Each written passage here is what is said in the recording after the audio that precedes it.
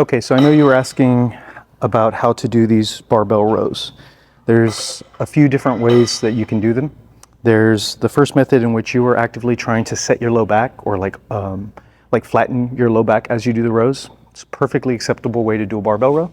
Another way would be a pendule row, where you're actively like allowing the weights to hit the floor and then you're kind of like jerking it up a bit. That'd be typically referred to as a pendule row.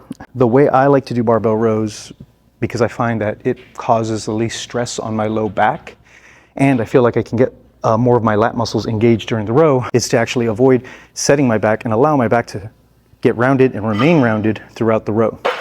So I'm going to show you what that looks like, what a set back looks like and what a rounded back looks like from this angle, and then we'll also show you from a profile view. From this angle, a set back, you're going to think about doing an RDL until you feel that tension in your hamstrings, and then from this Romanian deadlift position here, you would just row into the low belly, big stretch, row into the low belly, big stretch, row into the low belly, big stretch. That works really well. I find that that positioning tends to hit my traps and upper back a little bit more. As the weight gets heavier, I do feel more stress on my back, on my low back, because it's working to kind of keep the back set. Nothing wrong with that positioning. It's just going to be down to individual preference. Okay. Now to hit the lats a bit more, the way I like to do this is I'll start from the ground and I'll really kind of like just bend over as if I'm reaching for my toes. From this position, I'm just going to get the bar just off the floor. Now you'll see my back is rounded and now my lats are fully stretched forward. I'm going to stay in this position. I'm not going to lift my chest or open my hips as I row. I'm going to try and stay in that bent over position and simply pull the bar into me.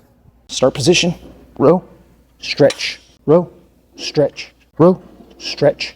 You'll notice that the weights get very close to the floor. That's why I'm using the small 25-pound plates. If I only have bumper plates available, I might stand on a thick bumper plate to give me that extra range of motion at the bottom. So this position is very challenging to do with like full-size Olympic plates. You'll want to do smaller weights. You can also experiment with different grip widths to hit the back in different ways. So I'm going to show you what these two positions look like from a profile view. Okay, so once again, we're going to show you more of that traditional barbell row with a very set back, and then what I like to call like this extended barbell row. So we're starting from this position. We're going to RDL over. Notice my back is set, my hamstrings are loaded, and I'm pulling. The extended row is going to look more like this, and we're pulling. I've had clients tell me that that extended row is the first barbell row variation in which they really felt it in their lats the next day, getting that full stretch at the bottom. So it's up to you which variation you want to choose. Again, I prefer the extended row for the reasons I mentioned, but just pick what works best for you.